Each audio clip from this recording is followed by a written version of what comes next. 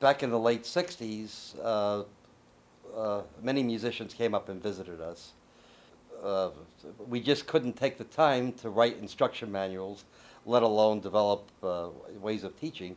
So when you bought a synthesizer from my company back in the late 60s, you also got enough instructions from me or from one of our staff to know at least how to get going with the instrument, to do the basic things. In general, I was in awe of musicians for their ability to make these electronic sounds into music. You know, that was magic to me, and I enjoyed working with musicians. Switchtown Beck came out at the end of 1968, and it became popular very fast, and we were in the news. Things were moving very fast in the media and out of the media at that time, and you know we were just in the news. We were hot, so I don't know, maybe May or June, the Museum of Modern Art called, asked if we would put a concert on in their garden, and in their Jazz in the Garden series. So I said yes. Maybe I shouldn't have said yes because we really weren't prepared. We weren't even prepared with the equipment, let alone with having musicians be able to handle it in a live performance situation. We put together a total of four synthesizers. Two of them were monophonic, that is, they played on one note at a time.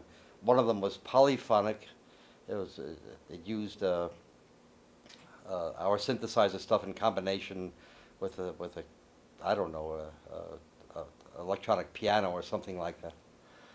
And then the fourth one was designed to make percussion sounds.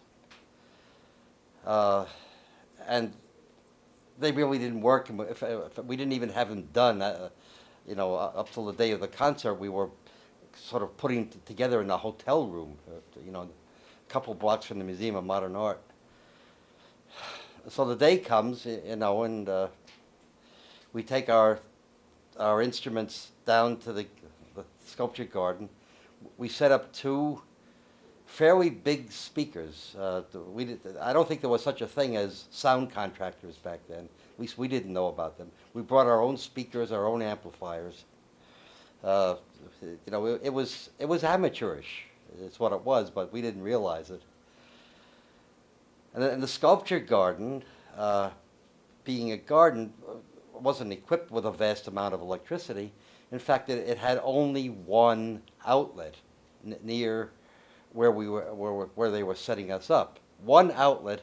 It came out of the ground, and it was a little, you know, metal box sticking up out of the ground, about 6 inches high, and there were two outlets. You know, you could plug something in. So we plugged this big fat extension cable in it with lots of outlet boxes off that one cable, and off that, you know, off this one outlet coming out of the ground, we got all our power. So the concert started.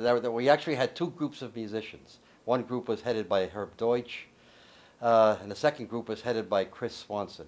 Chris Swanson got together some of the top musicians at the time. Actually, so did Herb. But Chris was the last to go on. Chris got John McLaughlin of Mahavishnu. He got Hal Galper, a very well-known keyboard player. And he got Bobby Moses, who's this incredibly creative, energetic drummer, you know, percussionist. And these guys started, and nothing really worked the way, you know, it was supposed to work. And they didn't have time to figure it out anyhow. So they just started making sounds, and it got louder and louder. Now, I should note that, you know, because of the publicity, the sculpture garden was packed. It was a big garden, and people were standing shoulder to shoulder in the whole thing. You know, they were hanging off the sculptures, but everybody was standing up because they wanted to see, and it was kind of difficult. There were 4,000 people in that sculpture garden. And here Chris Swanson and Mahavishnu and you know, Hal and Bobby Moses are just, you know, and the sound is building up, is welling up. There was one girl standing right next to the outlet box. She looks down at the outlet box and sees that if she stands on it, she can get 6 inches higher so she can see. So she stands on it. Then she slips off, knocks the plug out, and the whole concert stops. Bang! I mean, she literally pulled the plug on the concert. And Chris Swanson looked around. And, he's a little bit high. John was a little bit high. In fact, but they're probably all a little bit high. They looked at each other, blinked, and they said, "Well, that's it," and that was the concert. So it was, in conventional musical terms, it was really outrageous. That 4,000 people were enticed to hear something so ill prepared as that. But it was a first, for us. It turns out that a lot of very important people were there. That was somebody else who showed up was Clara Rockmore, the world's greatest theremin player. Clara Rockmore was there with her sister, Nadia Reisenberg, and she really dug it. She was turned on, and after that, she was very interested in collaborating with me to promote her theremin playing. Of course, the critics were there. Some of them were a little bit restrained. Others were not so restrained.